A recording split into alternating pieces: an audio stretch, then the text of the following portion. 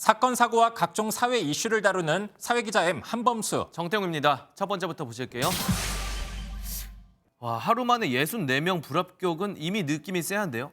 네, 맞습니다. 합격했던 수험생들이 하루 만에 불합격했다는 내용입니다. 너무 생각만 해도 정말 황당하고 씁쓸한데 어디서 일어난 일이에요? 네, 어디일까요? 어디예요? 한번 찾아가 봤습니다. 저 뭐 운동장 보이고 하는 거 보니까 학교 건물 같아요.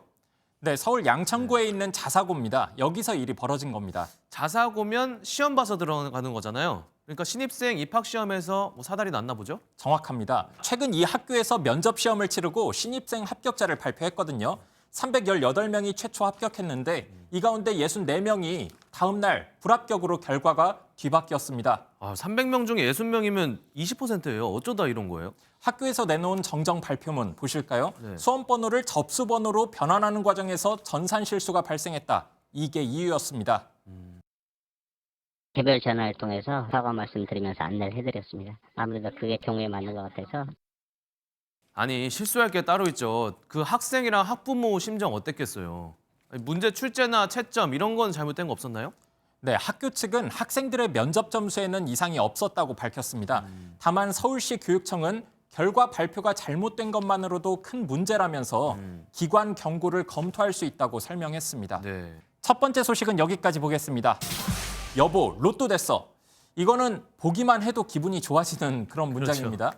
예, 복권 얘기인가요? 네, 맞습니다. 한 기자는 부부가 복권에 당첨되면 어떨 것 같으세요? 엄청 좋겠죠. 인생이 달라질 것 같습니다. 맞아요. 저도 그럴 것 같은데 그렇지 않은가 봐요. 미국의 한 경제연구소에서 연구 결과를 발표했는데요. 복권에 당첨된 부부들의 경우 이혼율이 오히려 더 높아진 것으로 나타났습니다. 이게 당사자들의 나이나 경제적인 상황에 따라서도 달라질 수 있는 건가요? 그렇습니다. 일단 연구 자체는 25에서 44세 남녀를 대상으로 이루어졌는데요. 이 중 중위소득 이하의 여성의 경우 당첨된 해의 이혼율이 2%포인트 이상 높아졌고요. 이후 해를 거듭하면서 어떤 해에는 4%포인트 가까이 높아지는 모습도 보였습니다.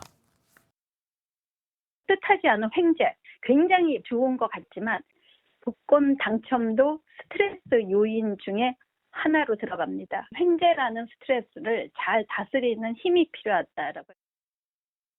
아무리 부부라고 해도 당첨금을 나누기도 하고 그럴 텐데 여기서도 갈등이 좀 일어났나요? 그런데 보입니다. 이게 미국이라서 주마다 재산 분할 규정이 좀 다르거든요. 그래서 비교가 가능했는데 이혼 시 재산 분할이 반반으로 규정된 주가 그렇지 않은 주에 비해 훨씬 이혼율이 낮았다고 합니다. 돈을 무시할 수는 없지만 결혼의 지속성까지 돈에 좌우될 수 있다고 생각하니까 씁쓸합니다. 네, 마지막 보시겠습니다.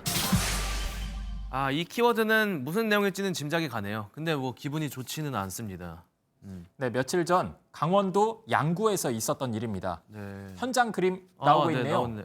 저게 사람이잖아요, 근데. 맞습니다. 패대기 치는 게 고양이에요, 저게? 네. 이거 굉장히 진짜 폭력적인데 근데 좀 체구가 어려요. 네, 만 10세 초등학생이었습니다. 저 현장은 아파트 주변 공터라고 하는데요. 원래 주인이 있는 고양이라고 합니다. 시골집들이 주변에 많은데 평소에 풀어놓기도 하고 그런다고 합니다. 근데 저 정도면 고양이 진짜 많이 다쳤겠는데요?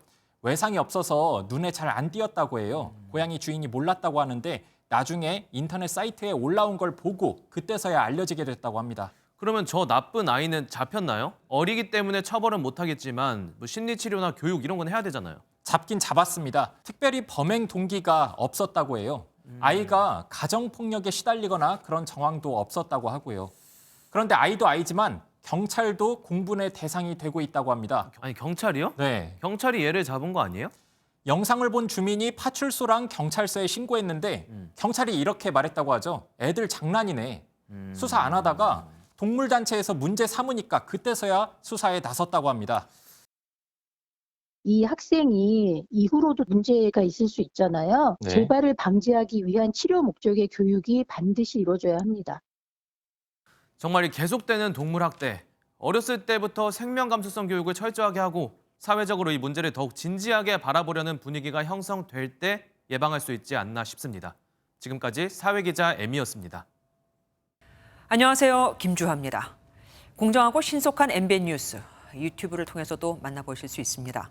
특히 더 많은 뉴스와 라이브를 보고 싶으시다면 오른쪽을 눌러서 구독하시면 됩니다. 어렵지 않죠? 빠르고 정확한 뉴스로 계속 찾아뵙겠습니다. MBN 뉴스를 시청해 주신 여러분 고맙습니다.